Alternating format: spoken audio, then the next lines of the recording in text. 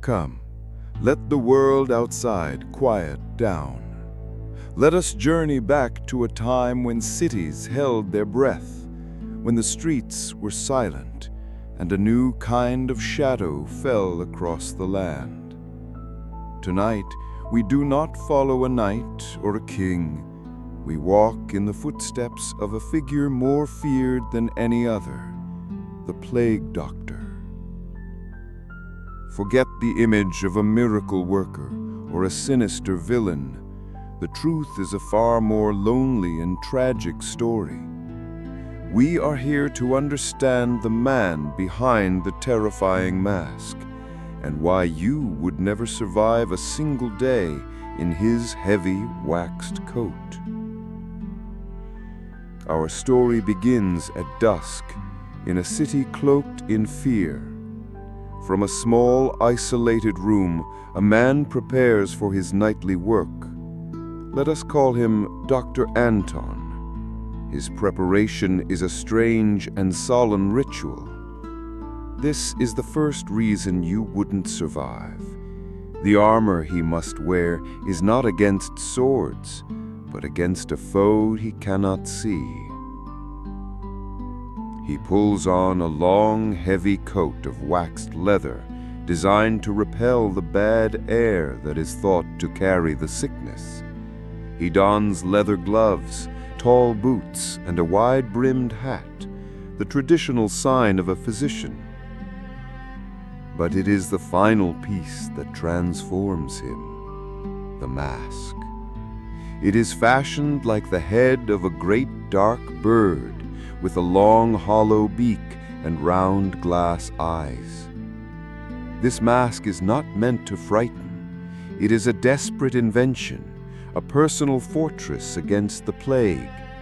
The beak is packed tightly with a pungent mixture of herbs, mint, lavender, camphor, and cloves. The theory of the time was that disease, the miasma, was carried on foul smells. By filling his world with this overpowering perfume, he hopes to purify every breath he takes. The scent is so strong it makes his eyes water.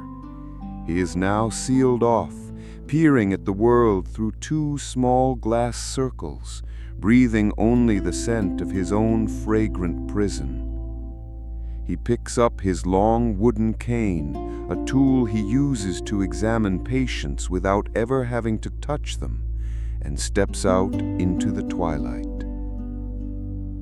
This is the second reason you wouldn't survive, the profound, soul-crushing isolation.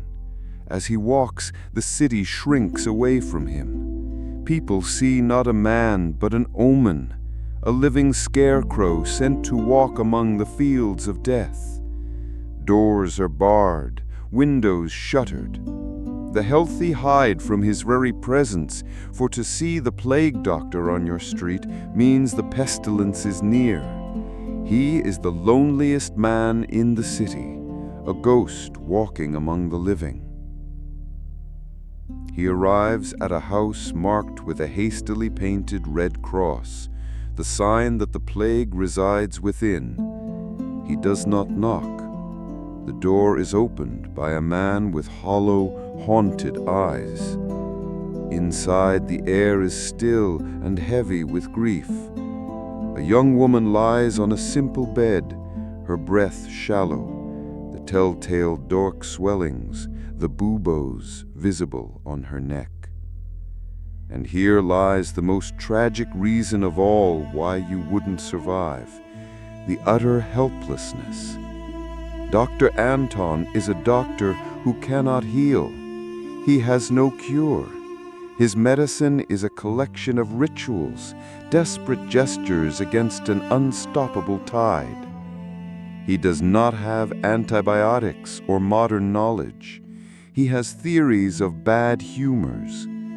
With a steady hand, he uses a small, sharp blade to lance the bubo, letting the dark fluid drain away in the hopes of releasing the body's imbalance. He applies a poultice of dried frog and herbs to the wound. He prescribes a bitter tonic that is little more than false hope in a bottle. He knows it is useless. He has seen this 100 times. He is not a healer. He is a witness. He is there to offer what little comfort he can, to document the plague's progress for the town council, and to simply be a brave presence in a room filled with despair. The family thanks him not for a cure they know will not come, but for the simple fact that he came at all, that he did not abandon them. He leaves the house, the family's quiet sobbing following him into the street. He is well paid by the city for this dangerous work, but what good is a purse full of silver in a world where you cannot share a meal with another soul for fear of contagion? He is a man of high status who is treated like an outcast. He cannot return to a family. He must live in quarantine, separated from all he loves, to protect them from the sickness that clings to his coat like a second skin. As he walks back through the empty, moonlit streets, the scent of lavender and mint in his mask does little to cover the smell of sorrow that permeates the city. The life of a plague doctor was not one of heroic medicine. It was a lonely vigil.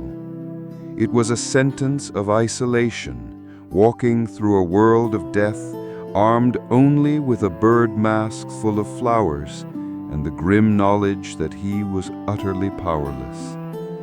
He was a beacon not of hope, but of a brave and lonely duty in the face of the inevitable. So as you drift into your peaceful sleep, think of Dr. Anton, alone in his room, the last line of defense that he knew had already fallen, a man who chose to walk into the darkness, even when he had no light of his own to share.